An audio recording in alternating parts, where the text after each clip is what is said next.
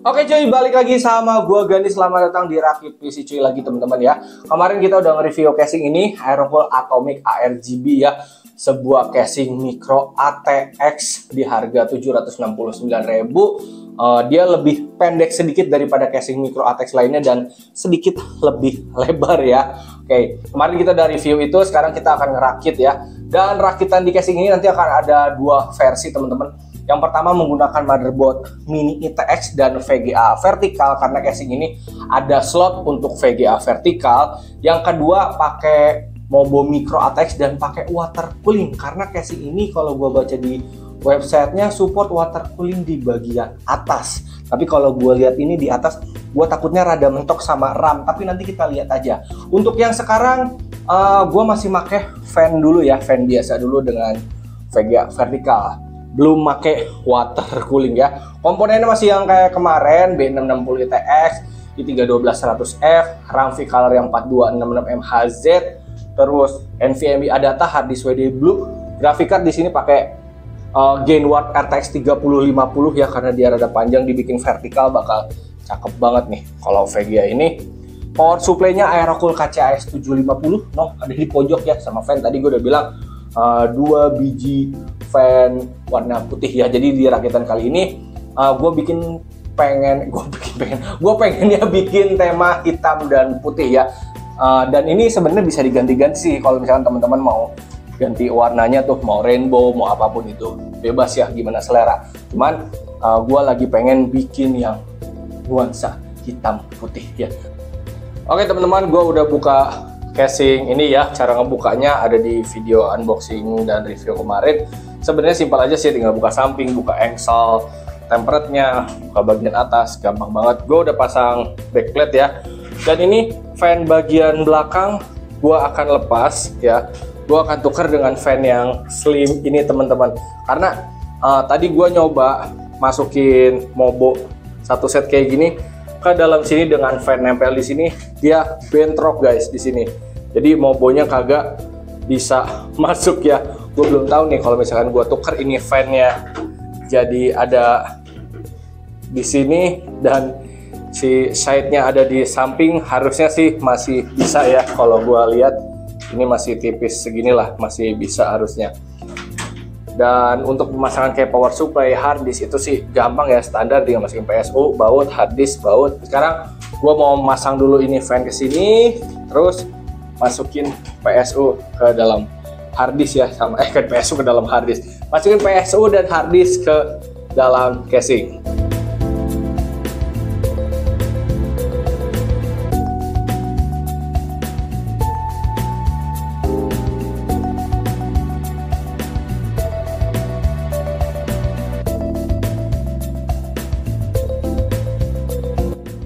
Power supply sama hard disk sudah masuk ya.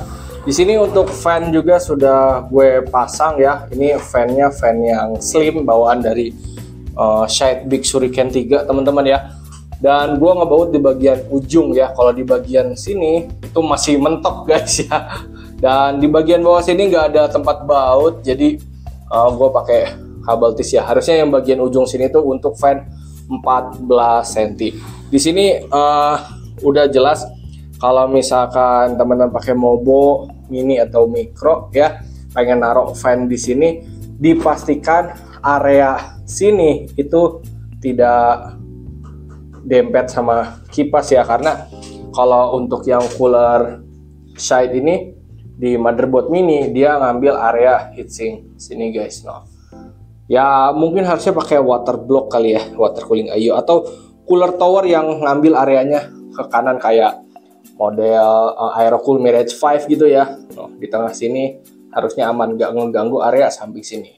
Kalau yang side ini kan kita bisa lihat ya, heatsinknya rada ke kiri ya. Oke, mungkin karena fan-nya 12 cm.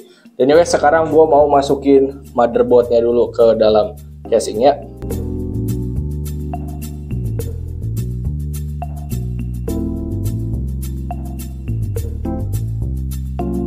Oke, motherboardnya sudah gua masukin ya, sangat terlihat memaksa sekali ya ini ya. Oke, buat teman-teman kalau misalkan mau masukin motherboard di casing ini, pastiin colok dulu ya 8 pin gitu ya. Terus juga kabel fan ini gue tadi nyolok mobo, colok duluan, karena kalau misalkan masukin mobo dulu terus nyolok ini bakal repot, apalagi kalau tangan kalian gede kayak gue ya teman-teman. Dan ketika gue pasang mobo mini ITX di sini sangat kopong sekali teman-teman ya, ke bawah kopong, ke samping juga kopong. Nah, harddisk yang di bawah gue pindahin ke atas sini dengan embel-embel ya, biar nggak kelihatan kopong-kopong amat lah teman-teman. Sebenarnya di area sini tuh hanya support SSD SATA 2,5 atau harddisk 2,5 teman-teman ya, yang 3,5 harddisk itu nggak support di sini. Ini gue akalin, gue hanya baut di bagian belakang kiri atas ya. Mana sih? Nah, hanya baut ini aja. Bautnya hanya di sini, jadi kalau ini gue goyang-goyang ya dia bisa. Dan kabelnya udah gue colok dengan dengan harapan agar dia bisa nahan si harddisknya nggak miring-miring kayak gini. Nah, ini ntar gue kencangin lagi di belakang biar dia kagak ngondoy kayak gini. Nah, sekarang gue mau masukin fan-nya dulu ke bagian atas.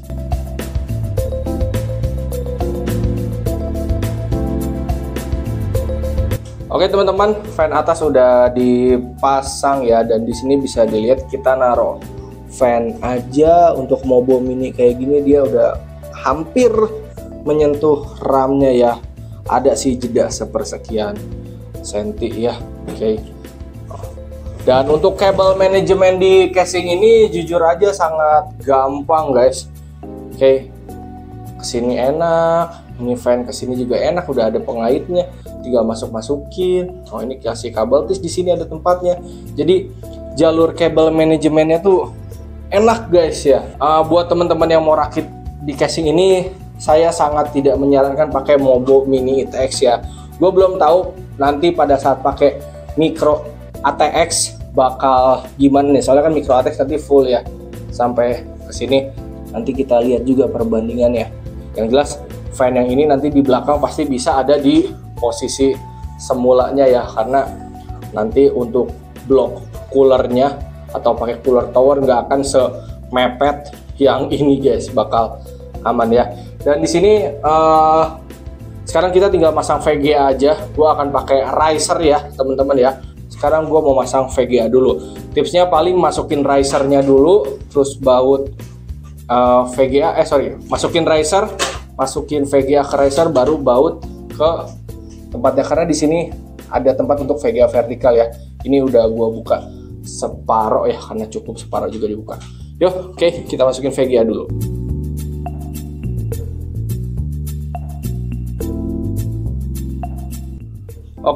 Udah kelar ya rakitannya ya. Cakep kan? Kalau misalkan mobonya mini, oke lah, nggak apa-apa. Misalkan kalau kopong, taruh harddisk di sini sama taruh VGA vertikal, jadi nggak terlalu kelihatan kopong kan ya. Langsung aja kita nyalain, bismillah. Dah nyala ya. Sudah masuk ke Windows juga. Abis ini akan ada preview PC-nya beserta testing gamenya, paling 1 atau 2 ya, karena gue penasaran kalau VGA dan mobo yang support Gen 4 pakai riser VGA yang Gen 3 bakal bagaimana ya. Oke teman-teman, gue udah ada di Valo ya, dan bisa dilihat ini gue cuma dapat 15 FPS guys. Allahu Akbar. Ini kayaknya riser gue udah rada bapuk nih yang 3.0 ya. Ini gue akan bikin dia horizontal lagi aja deh, karena wah nggak bener tuh hasilnya, sudah nggak bener. Kayaknya gue harus beli riser baru yang benar-benar Gen 4 deh. Ini gue bikin ke horizontal dulu ya.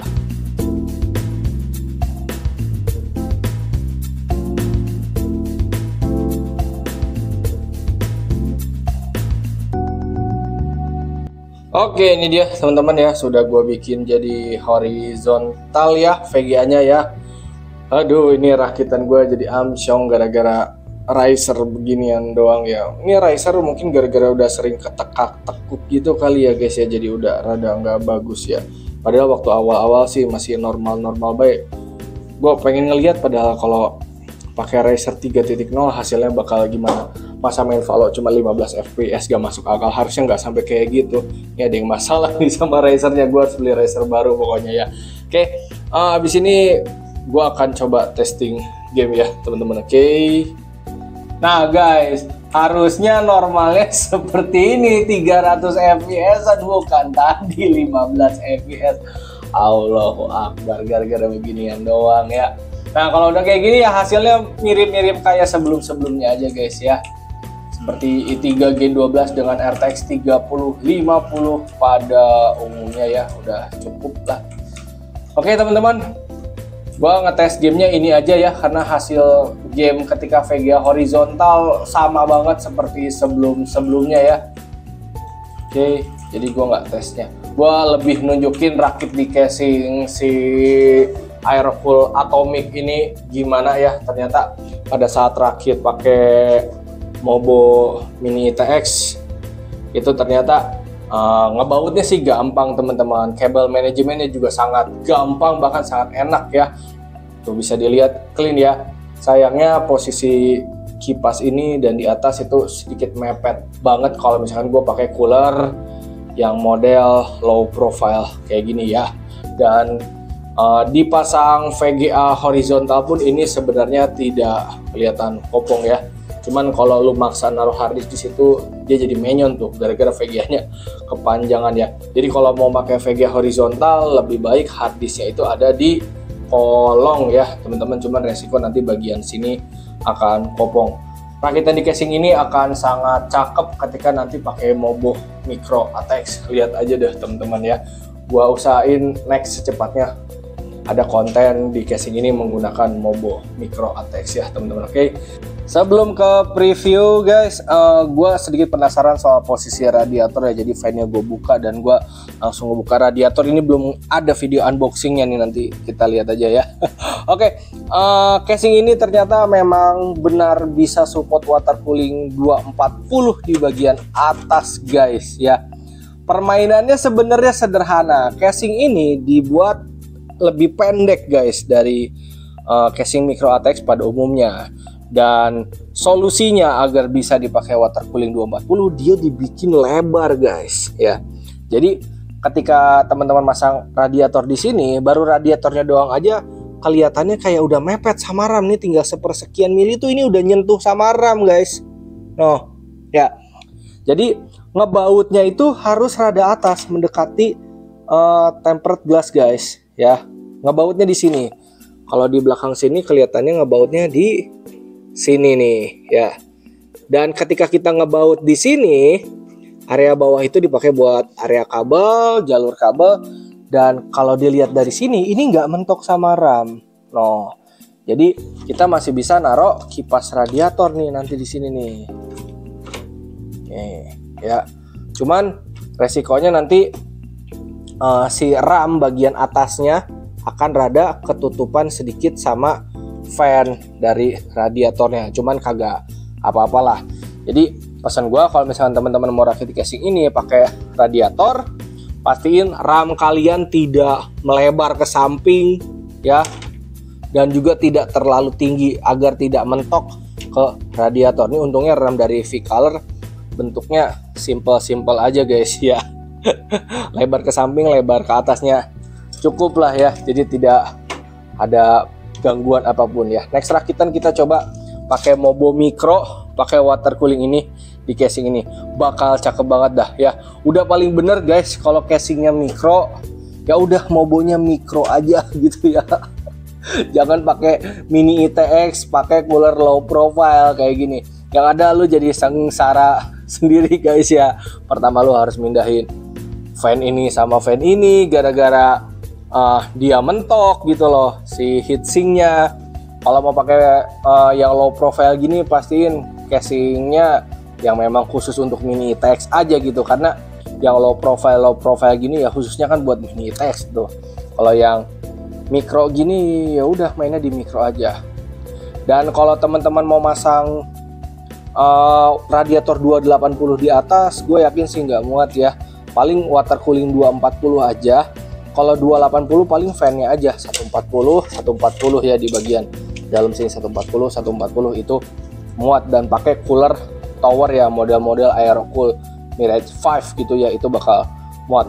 Dan paling enak, paling bener water cooling ya. Aduh, gue jadi sedikit penasaran nih soal sama yang mikro. Mudah-mudahan bisa cepet deh ya gue rakit di casing ini pakai Mobo mikro teman-teman. Oke. Dan kalau mau pakai VGA vertikal pastiin risernya dia bagus ya guys. Jangan kayak gue tadi pakai riser yang kualitasnya mungkin udah kemakan umur juga ya. Ya wes, segitu aja teman-teman. Abis ini akan ada preview dari PC ini, oke? Sampai ketemu di episode yang Micro ATX. Lihat guys, nanti yang Micro ATX pasti bakal cakep banget. Percaya sama gua.